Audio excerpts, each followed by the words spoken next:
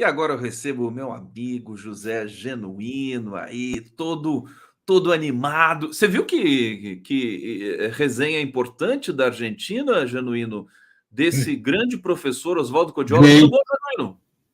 Tudo bom? Bom dia. Eu estava acompanhando conclusões muito importantes, porque ele situa a crise da Argentina na crise geral do modelo capitalista, monopolista, neoliberal. Achei muito interessante a análise dele.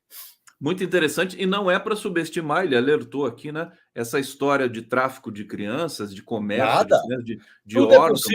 Tudo é possível nessa ordem capitalista mundializada, financeirizada, coisificada. Tudo é possível.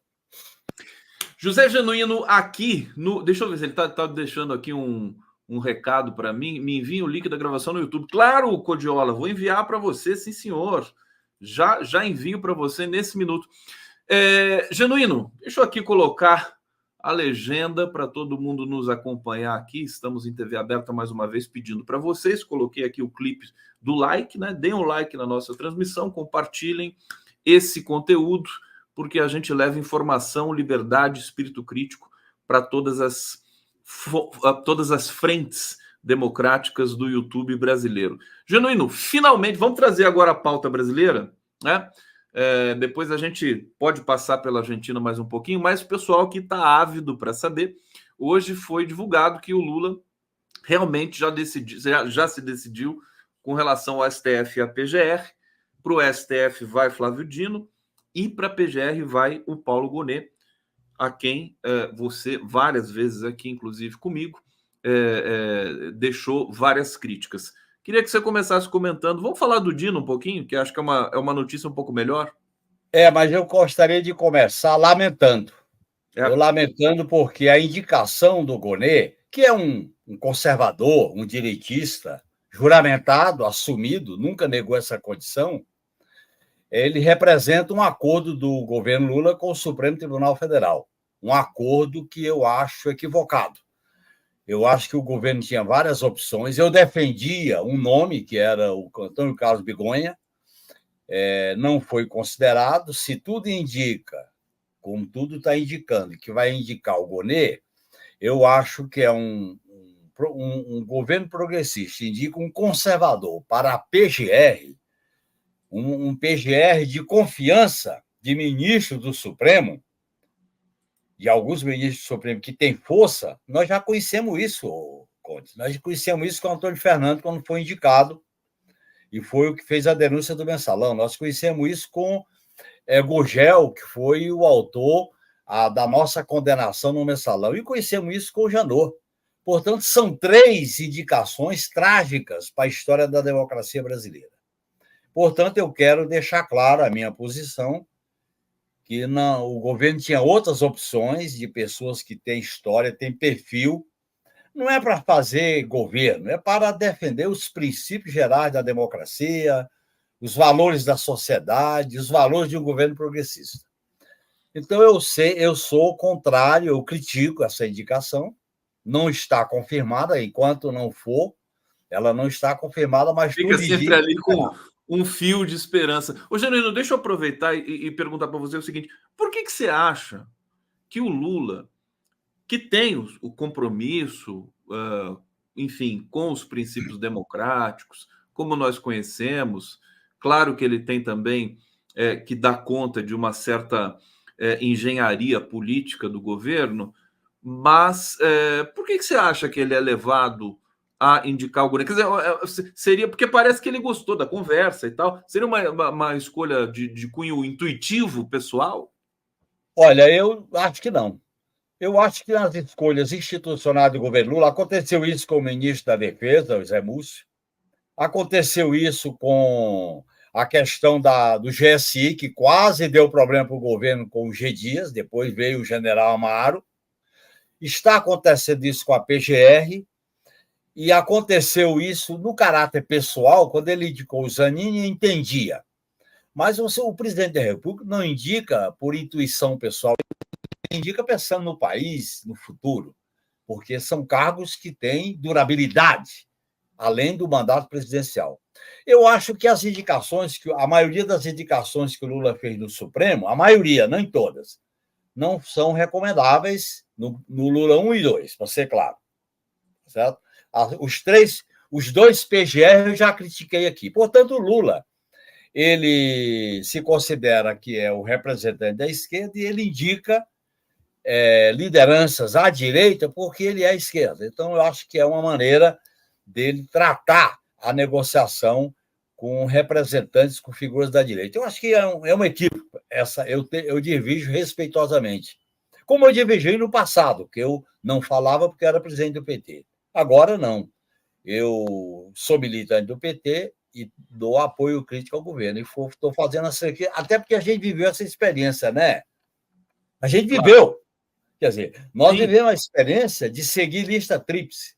Nós vivemos a experiência de indicar algumas figuras para o Supremo, também a Dilma fez, que foram equivocadas, porque a gente a gente foi ingênuo. E eu acho, Conde, que o neoliberalismo assassina a ingenuidade, captura a ingênuo. Não tem como ser ingênuo na situação de violência social, de violência política, com a extrema-direita, com todas essas colocações, inclusive, que o professor estava falando da Argentina. Então, eu acho que o Lula, eu estou divergindo respeitosamente dessa indicação, se ela for confirmada. Claro. Mais uma vez, né? Teve uma confirmação midiática, hoje uma outra confirmação midiática, agora tem que sair o nome no Diário Oficial, né? Claro. Agora, veja bem, sobre o Flávio Dino, Conde, eu vou dar minha opinião. Eu acho, Conde, para ser muito franco contigo, eu respeito muito o Flávio Dino, eu acho que ele é uma liderança progressista. Trabalhei muito com ele na Câmara dos Deputados, na CCJ. Divergimos, porque ele foi favorável à ficha limpa e eu fui contra, para deixar bem claro, né? Ele tem uma formação jurídica. Será que hoje ele ainda é contra? Aliás, será que hoje ele ainda é a favor? Não, eu acho que não, porque ele viu, né? Ele viu. Então, olha bem, mas tinha um companheiro do PT que era a favor da ficha limpa, foi o relator, Zé Eduardo Cardoso, que depois foi ministro da Justiça da Dilma. Eles fizeram uma tríplice aliança com o Índio da Costa, do DEM, do Rio de Janeiro, e eu fiquei em minoria sozinho na CCJ contra a ficha limpa. E eu perdi a eleição em 2010 porque eu votei contra a ficha limpa, na bancada e no plenário. E eu divergi muito com ele. Eu acho, tem um problema aí que eu acho que é importante discutir. Eu acho estranho, para ser muito franco, com você e com a comunidade, o governo não tem nem um ano.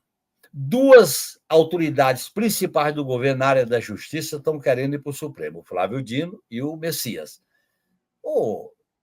Eu acho que primeiro devia esperar os 4 anos, depois vai. Eu acho que, não sei, mas de qualquer maneira eu respeito a indicação do Flávio Dino, não faço as críticas que estou fazendo ao Gonê, assim como respeito a indicação de outros. Agora, veja bem, o Supremo virou um grande cargo político, com o período todo de vida no Supremo, com o poder que tem o Supremo, inclusive agora, nessa crise com o Senado. Eu acho que, veja bem, eu acho que a gente tinha que priorizar a política, fruto da soberania popular, fruto do conflito, fruto da luta de classe, fruto da confrontação política. Mas eu respeito o Flávio Dino e não estou divergindo da indicação dele, estou apenas achando que era melhor ele ficar no governo. Mas eu acho realmente Genuíno, essa espécie de corrida, né? Pressão, é claro que faz parte da política, né? O PT pressiona por ter um indicado. Num projeto, a gente joga tudo durante o período do governo. Se o governo Lula é essencial para o projeto, vamos viabilizá-lo, né? Depois a gente pensa no Supremo. Agora, Genuíno, eu quero voltar a falar do Supremo, como conceito contigo, mas antes, justamente pegar essa diferença, vamos dizer assim, para ser educado, entre o Senado e o Supremo. Aliás, eu gostaria de entrar nela. Quero te ouvir sobre... Fico feliz de entrar nela. Porque alguns analistas estão encarando o seguinte, que o Gonê acabou sendo ratificado para a PGR em função dessa crise do Senado com o Supremo. O Lula quis, digamos assim, agradar o Alexandre de Moraes e o Gilmar Mendes, né? Inclusive o Dino isso também. É bom. Se é verdade, não é bom. Eu vou dar a minha opinião. Esse assunto não é novo para mim, durante o período que eu fui deputado, viu, Conde? Os dois lados estão certos e os dois lados estão errados. O Supremo está certo e errado. O Senado está certo e errado. Veja bem, decisões monocráticas, como a do ex-presidente Luiz Fux, de 3 anos, com o juiz de garantia na mão, é um absurdo. Agora, decisões monocráticas, como, vamos dizer assim, tutela antecipada diante de riscos para a vida, direitos e garantias, soberania popular do voto, o Estado democrático, o caráter federativo do Estado tem que haver. O que eu chamo de cláusulas pétreas da Constituição. A cautela monocrática de ação imediata ela é necessária. Portanto, aí eu tenho uma divergência com a emenda do Senado. E acho que o Wagner devia ter defendido essa modificação na emenda. Ele não devia ter votado a favor, devia ter votado contra, até para seguir a liderança da bancada. Quando você diverge, você segue a liderança e manifesta a sua opinião. Por outro lado, o Senado pega uma questão real, que é a não decisão colegiada, e, influenciado pelo bolsonarismo, que quer uma revanche com o Supremo, por causa das investigações do 8 de janeiro, tenta potencializar e politizar a relação com o Supremo.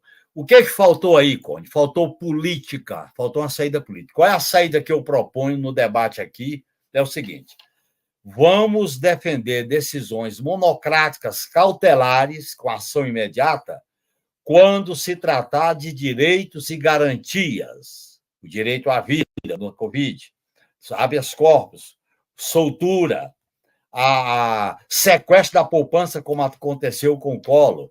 Isso são direitos e garantias individuais que têm que ter ação imediata, monocraticamente. Você não pode esperar para convocar o plenário, para convocar o Supremo. Fora dessas cláusulas pétreas, que são direitos e garantias, soberania popular do voto, caráter federativo e Estado democrático, você, com exceção dessas cláusulas, você pode ter decisão colegiada.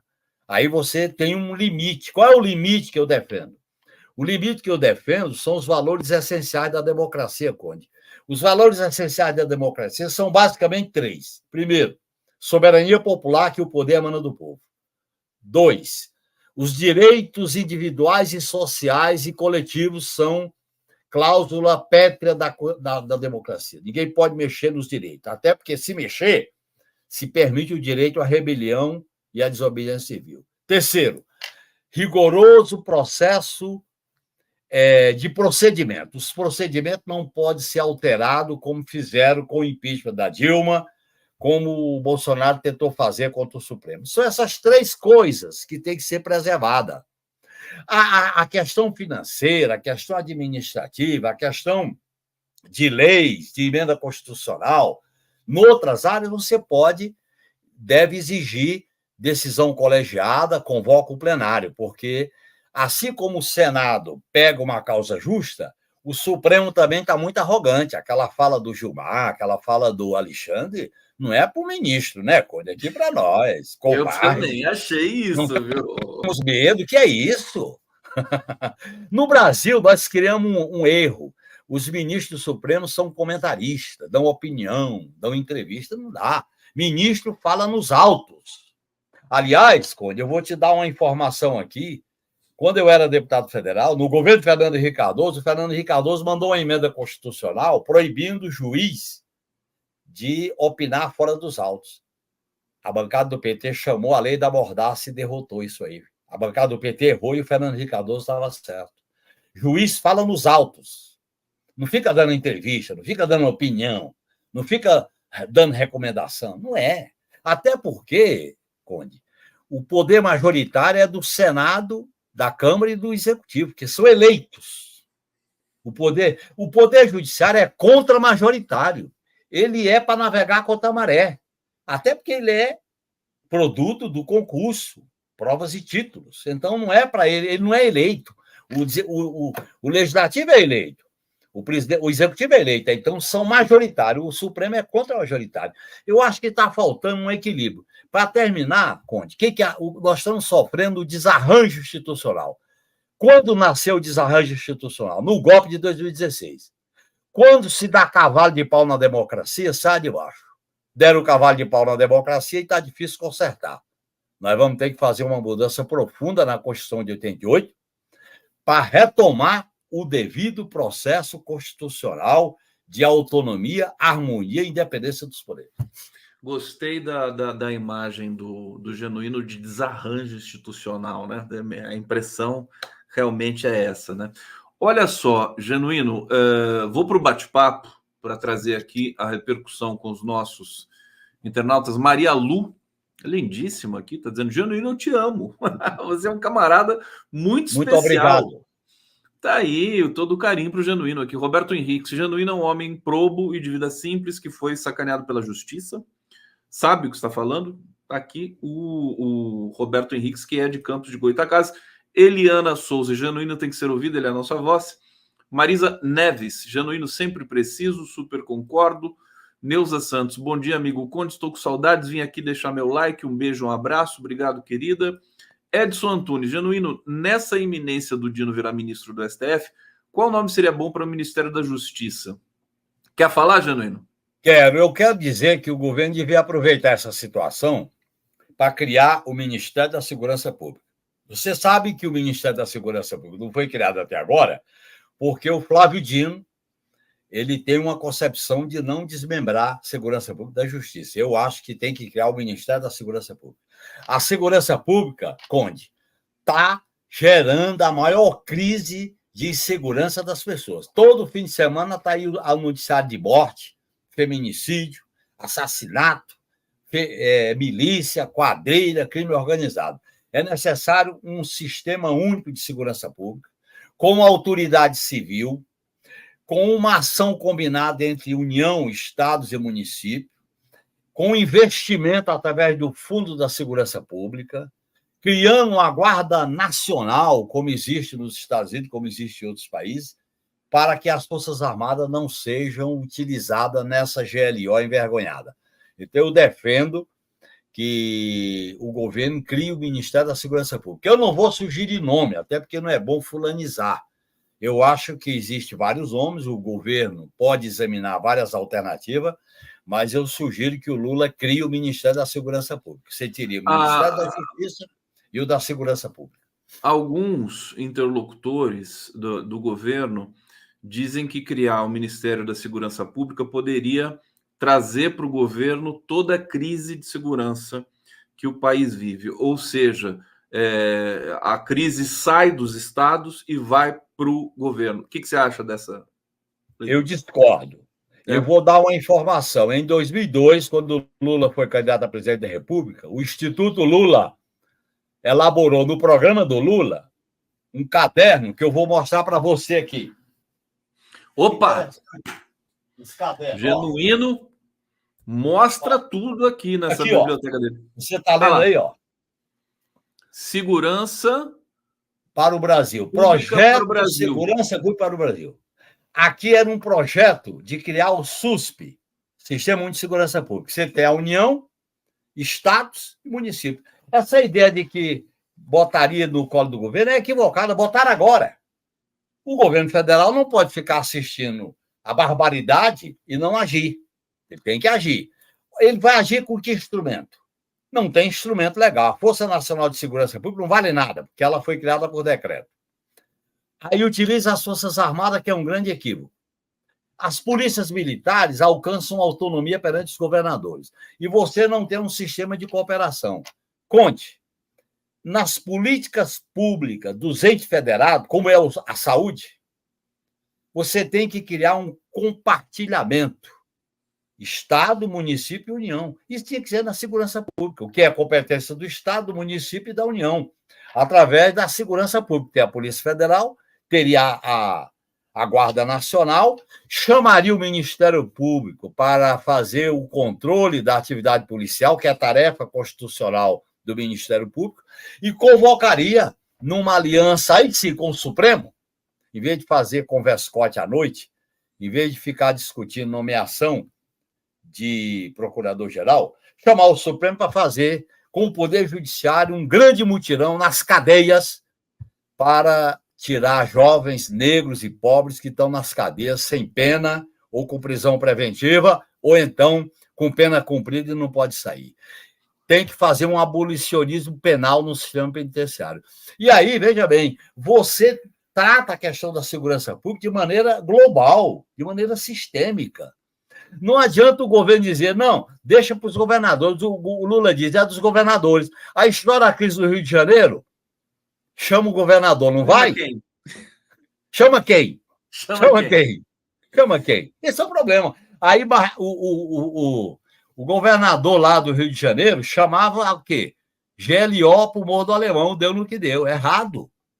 Então, a minha ideia é criar um sistema de compartilhamento. Igual você tem no SUS da educação. Tem as Agora, competências... não foi um pouco isso que o programa que o Flávio Dino apresentou, junto com todas as autoridades, ele apresentou, pelo menos em tese? Ele apresentou intenções, mas se você não criar instrumentos legais, por exemplo, o Ministério da Segurança Pública, uma autoridade civil centralizada, que viaja pelo Brasil inteiro, que coordena. 2, criar um compartilhamento entre federal, estados e municípios. Como é que é a Polícia Civil e a Polícia Militar dos estados? Com total autonomia, faz o que bem entende. O que está acontecendo no Rio de Janeiro, Conde? Olha bem, quem é que faz a supervisão? Quem é que faz a auditoria?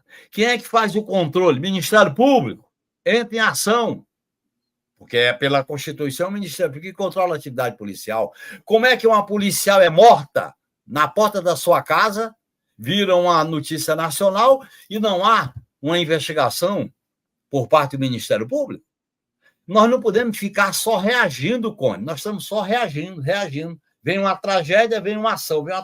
Nós temos que nos antecipar. E você só pode se antecipar se você tiver um sistema integrado. Como é que a gente se antecipou na Covid? Porque tinha um sistema integrado chamado SUS, o que era competência das prefeituras, dos estados e da União. Segurança Pública, o que é competência da União? É isso. O que é competência do Estado? É isso. Porque não adianta o governo dizer, eu não tenho nada com isso. Só que tem, porque os governadores vão chamar. E se o presidente não for, ele está frito, que vai se desgastar. Não tem como o presidente dizer, qualquer assunto não é comigo. Não pode, o presidente é presidente da República, não pode. Brasileiro. Não, e por outro lado, interlocutores do governo, quer dizer, o comentário geral que acaba sendo publicizado aí pelas mídias convencionais e independentes é de que também eles já pensam na questão mais política, né? O Ministério de Segurança Pública abriga mais um ministro para o Lula também, então pode ser interessante também por isso. Essa razão não é boa, né? Mas ela é política, né? Ela é política. A segurança pública, assim como a defesa, estão separadas, é uma atividade sistêmica, tem foco, profissionalismo, diretriz. É mais ou menos, Conde.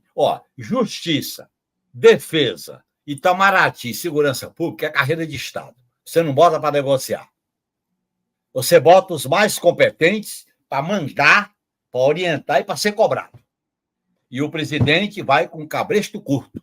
Apresentar resultado. O comandante supremo do país. É assim que você resolve. Você não pode enfrentar essa crise da segurança pública como se fosse uma outra área do governo. Não pode. Não pode, está equivocado, está errado. Tem que agir, por exemplo, a Bahia. E eu estou falando da Bahia porque é governada pelo PT há muitos anos. Não pode. Para mim é uma vergonha o que está acontecendo na Bahia, administrada pelo PT. Eu digo isso publicamente. Assim como São Paulo, com o que aconteceu em Guarujá, assim como Rio de Janeiro, que é a milícia. A República das Milícias, do crime organizado, dos PCCs da vida, na Amazônia, isso tem que ter um paradeiro. Como é que nós vamos detonar os CACs, Clube de Tiro? Como é que nós vamos fazer uma campanha pelo desarmamento do país? Nós temos que fazer uma coisa dirigida, campanha publicitária. E o Lula, como líder maior, ele tem que fazer um pronunciamento à nação, propondo um pacto pela vida. E chamando todos os entes para fazer um pacto pela vida. E vamos botar um paradeiro nessa barbaridade que é a violência da polícia de um lado e da bandidagem de outro. José Genuíno sempre trazendo aqui uma leitura corajosa para que a gente possa também entender melhor o que está acontecendo no Brasil. Deixa eu colocar aqui o comentário do Edson Antunes. Genuíno nessa iminência do Dino. Ah, não, isso aqui acho que eu já pus, né? Qual seria o nome para o Ministério da Justiça? O Pedro Antônio Cândido, grande Genuíno que sempre nos recebe bem com conteúdo. E a Roberta Carabolante está aqui colaborando conosco. Você falou da Bahia e eu lembrei do Jacques Wagner, né, que provocou um rebuliço total aí nas agendas do governo e tudo. Parece que a coisa foi realmente muito profunda, não sei se era para tanto, mas aí a gente volta para aquela questão do Senado ter ou não legitimidade para propor mudanças. Você sabe que o que você falou aqui da decisão monocrática, Pedro Serrano falou, que é um dos maiores juristas, né, do nosso país, falou numa entrevista muito boa para a Carta Capital, e ele disse exatamente isso, quer dizer, decisões que que defendem a vida, que precisam de urgência, podem ser monocráticas. Eu não sei se tem isso no projeto que o Senado apresentou, provavelmente não. Mas eu queria que você comentasse à luz do voto do Jacques Wagner. Por que ele deu aquele voto? Eu não sei porque eu não estava lá, mas eu quero dizer para você que ele se equivocou. Olha, eu fui deputado durante mais de 20 anos. O PT, no seu estatuto, permite que o parlamentar vote com a bancada mesmo divergindo, e ele declara seu voto, faz declaração de voto. Segundo, o estatuto do PT permite que o parlamentar possa se abster. No caso de emenda constitucional, a abstenção equivale a votar contra, porque a abstenção é não participar da votação. Você não pode votar contra uma decisão da bancada. E sendo líder do governo, esse negócio de voto individual, isso não existe, né, Conde? Você não pode separar o indivíduo da função. Isso é uma visão que eu discordo. E aí, o que acontece? O Jacques Wagner botou o governo dentro da crise. Foi um equívoco. Ele podia ter feito uma declaração de voto, devia ter... Aliás, se eu estivesse lá, eu ia propor o seguinte: Jacques Wagner, apresente uma emenda alternativa. Esta emenda tem erro, tem lacuna. Se vocês incorporarem esse princípio de que, para garantir direitos e garantias, é necessário decisões monocráticas, antecipadas, proteção antecipada, vamos lá. Eles não queriam isso. Aí você deixava claro. Outra coisa, eu participei de um episódio que foi uma grande negociação no Congresso Nacional quando era líder da bancada do PT, no governo Itamar Franco. A política é a arte da negociação, da polarização e do debate. A política está sacrificada no Brasil. Olha bem, quando o Itamar Franco assumiu, tinha uma polêmica entre o Supremo e as Forças Armadas. E o Itamar tendia a ficar com as Forças Armadas e ele ia estornar um aumento do Supremo. Aquilo ali ia dar uma crise logo após o impeachment do Collor. Eu era o líder da bancada do PT na época. E fui chamado para uma reunião, olha quem estava. Aristide Junqueira, Mário César Flores, ministro da Marinha, Fernando Henrique Cardoso, ministro da Economia, Sepúlveda Pertence, Paulo Brossá, presidente do Senado, e Aristide Junqueira, Nelson Jobim e eu. Qual era a proposta? O governo vai enviar uma medida provisória para sair da crise. E por que eu estava lá? Porque era importante o PT não obstruir. Aí eu disse, eu vou votar contra, mas não vou obstruir, porque se eu obstruísse, você esticava a corda. É nessas horas que a política entra. A política é uma atividade nobre, a política é uma atividade de construir consenso e dissenso. O grave da crise brasileira é que mataram a política, criminalizaram a política, sacrificaram a política, ela virou um espetáculo. Espetáculo de rede social, de TV aberta, de botar tudo para fora. Não tem, está faltando polarização e negociação. Essa emenda poderia ter sido evitada se houvesse uma negociação entre o Senado e o Supremo. Aí os dois erraram. O que faltava? O presidente do Senado dar uma ligada para o presidente do Supremo? Vamos fazer um almoço para a gente conversar sobre isso. Eles conversaram logo depois. Estava lá o Rodrigo Pacheco saindo com o Alexandre de Moraes.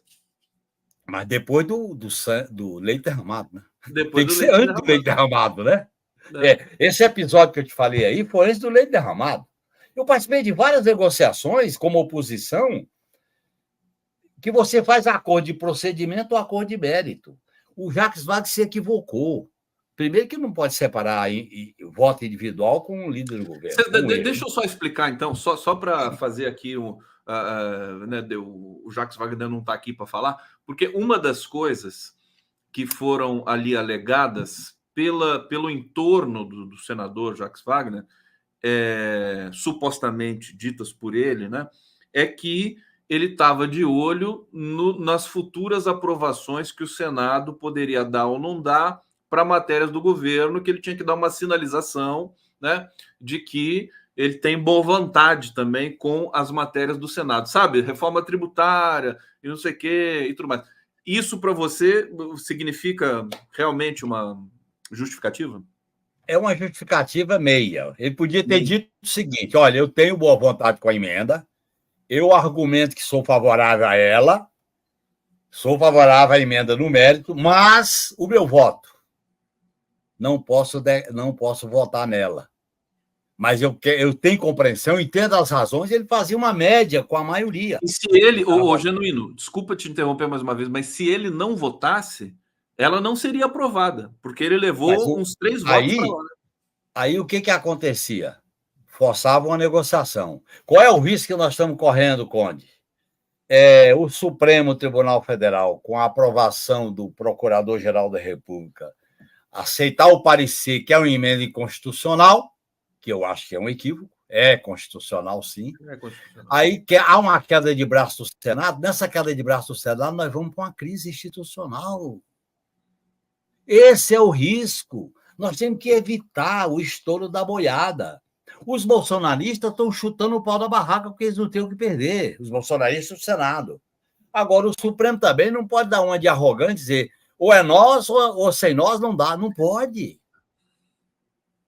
Entendeu? Tem que ter um pouco de humildade. Bom senso. Que viva o bom senso, que viva a política. Lucidez na Câmara. Por outro lado, não dá para aceitar a chantagem do presidente da Câmara. Eu defendo que a bancada do PT podia apresentar uma emenda alternativa. Vamos negociar uma emenda alternativa que não é a do Senado nem o que o Supremo quer. Vamos buscar um caminho alternativo e dar. Explicitar direitos e garantias. E as emendas que a Rosa Weber já fez no regimento interno, você faz disso a emenda constitucional. Pronto, é uma concessão. Agora, tudo indica que essa matéria vai ser engavetada na Câmara. Né? Tem mais não sei, esse. Viu? Depende. Pode não ser. Ela fica, empendurada. Ela fica na alça de mira. Você não pode ter matérias assim, esperando o momento. Aí vem uma circunstância de crise, aí botam ela. Aí bota a matéria para votar.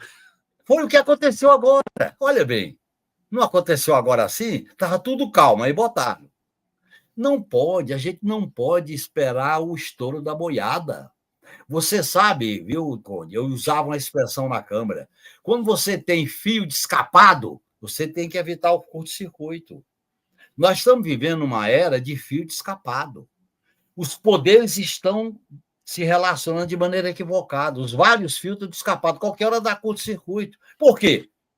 Deram um cavalo de pau na democracia com o golpe de 2016. Elegeram o Bolsonaro, prendendo o Lula. O segundo golpe. Terceiro golpe, o governo dele. A democracia não suporta cavalo de pau. Essa é que é a verdade. Até regularizar tudo isso, vai um chão, né, o Genuíno? Vai um chão, gente, muito bom senso. Eu estou achando que se o Genuíno tivesse ali no staff da Dilma em 2016, a gente não teria levado o golpe, viu? Genuíno. Não. Ali o que faltou ali foi um problema. Eu acho que aquela sessão não devia ter ocorrido.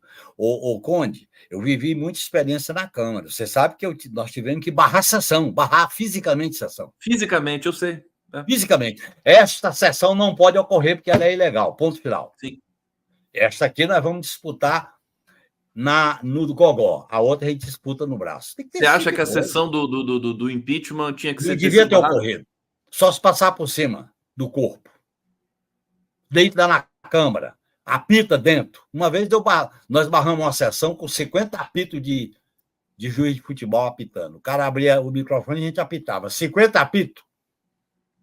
O PT tinha... Interrompeu, claro. Você tem maneira. Você tem maneira. Quando você fere... Para mim, Conde, deixar bem claro, existem 3 princípios que você não pode ferir. A soberania popular, de que o poder emana do povo, direitos e garantias, coisa sagrada, e terceiro, procedimento. Até no futebol, o procedimento é eterno, né? Você não pode mudar as regras do jogo. Chama o VAR. Chamar o VAR? Não tem VAR. A Câmara não tem VAR, né? Vamos chamar o VAR? Não dá, né? Falar nisso, Genuíno, você torce para...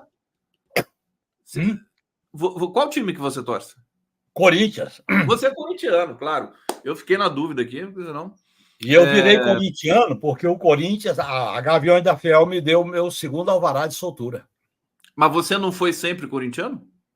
Não, eu fui corintiano quando eu vim morar em São Paulo em 77. Não era corintiano, não gostava de futebol. E eu tinha um problema de atravessar as ruas sozinho, porque eu fiquei 7 anos sem andar na rua. Sim. Aí um amigo meu, médico, disse: entre no meio de uma multidão que vai lhe fazer bem. Porque eu estava fora da multidão desde 68. Aí eu fui assistir aquele jogo, Corinthians e Ponte Preta, quando o Corinthians ganhou o campeonato depois de 22 anos. Aí eu entrei no Morumbi, com mais de 120 mil pessoas, eu abraçava todo mundo, ninguém perguntava meu nome, e eu nem precisava perguntar o nome de ninguém. Aí eu voava numa verdadeira liberdade, numa órbita totalmente livre. Eu virei corintiano, não tinha jeito. Eu nem vi o jogo nem nada, meu negócio era abraçar corintiano. Ô, Genuíno, essa história eu já conhecia, ela é tão bonita. Você vai colocar essa história no livro que você vai lançar daqui a pouco? Estou colocando tudo isso, porque a minha relação com o futebol é meia política, viu? É política, é franco, é política. Assim como eu desfilei na Gaviões já, eu assisti jogo do Corinthians. Tem uma relação de amor e ódio. Essa história é muito bonita. O pessoal está dizendo aqui, a Bahia 5-1 no Corinthians, mas isso não quer dizer nada, né, Janine? Nada. O Corinthians é um estado de espírito. Fortaleza que ganhou. Oi? O Corinthians é um estado de espírito. A gente sofre, mas continua corintiano. Ninguém muda de lado, é a fiel.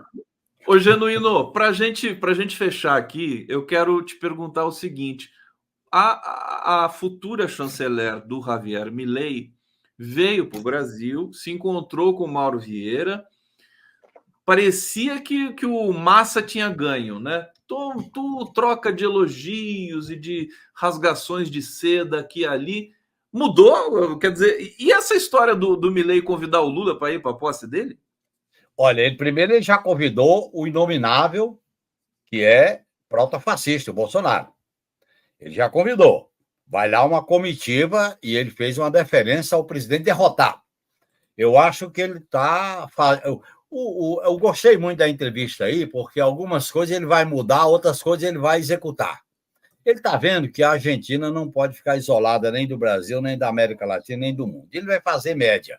Eu acho que o Lula não deveria ir na posse. Eu acho que o Lula deveria mandar uma carta, respondendo a carta dele, e devia mandar, no máximo, o vice-presidente da República, o Mauro Vieira. Pronto. Eu acho que tem coisas que a gente tem que esperar um pouco para ver qual é a sinceridade desse Milei. Porque eu acho que o Milei é uma mistura de Collor com Bolsonaro. Se você botar os dois no liquidificador e mexer, dá o Milei. É um aventureiro, é um falastrão, mas, ao mesmo tempo, tem medidas severas para o povo argentino, né? E eu acho que o governo Lula não precisa romper com ele, nem com a Argentina, mas tem que ter cautela. Eu acho que a cautela recomendaria que o Lula não fosse à posse do Milei. Minha opinião neste momento. Eu como gosto de tumulto, né? Se fosse o Lula, eu ia para a posse do Milei lá, só para ver o que ia acontecer. Parece que o Trump vai estar lá, né? E o Bolsonaro... Vai ser o converscote da extrema-direita, rapaz. Vai ser o converscote da extrema-direita. Agora, se o Lula for, o Bolsonaro desiste. Eu tenho certeza. Ele desiste na hora. Não vai ter coragem de dividir esse palco com o presidente Lula, não. E outra coisa, o Genuíno, essa coisa de tumulto, né? Depois dessa história do Senado com o STF, também, assim, eu fiquei pensando, se o Lula indicasse o Rodrigo Pacheco o STF ia ser divertido, né? Você já pensou nessa história toda? O Rodrigo Pacheco quer ser governador de Minas e o Alcolumbre quer ser presidente do Senado. Aí tem articulações pesadas sobre o futuro, viu? Ô, Genuíno, olha quem chegou aqui para estar com a gente aqui. Eu vou liberar você. Olha só, o Altamiro cortou o cabelo. Miro! Grande Miro! Tudo bem, Genuíno? Tudo bem, Conde? Tudo tranquilinho? Tudo bom? Estamos aí na luta, estamos aí um pouco tranquilo, um pouco preocupado, mas estamos na militância. Meio a meio, né, Genuíno? Meio a meio, não dá para ficar tranquilo com essa crise, né, Miro? Não dá, não tem como ficar tranquilo. Você viu o resultado É vigilância permanente. É militância combativa, tem que ser permanente, né, rapaz? Viu o resultado da eleição lá na Holanda?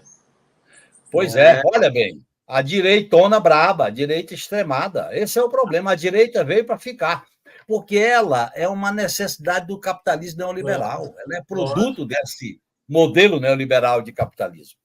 A coisa ainda vai piorar muito antes de melhorar. Pois é. Né?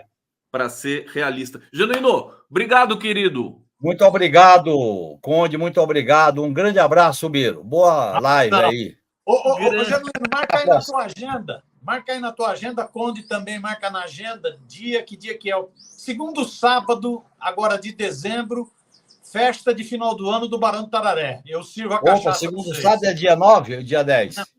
Não, peraí. Eu sou péssimo nesse negócio de data. Peraí, o segundo sábado... Ó, tá aqui, o segundo sábado é 9. É dia 16 de dezembro. 16 de dezembro. 16 tá bom, 16 de dezembro, eu vou lá. 16 de dezembro, festança lá no Lajão do Barão. Vamos beber, falar bobagem, dar risada. Tá marcado aqui, tá marcado aqui. Vou estar lá, viu, Biro? Excelente, Genuíno, excelente. Um abraço.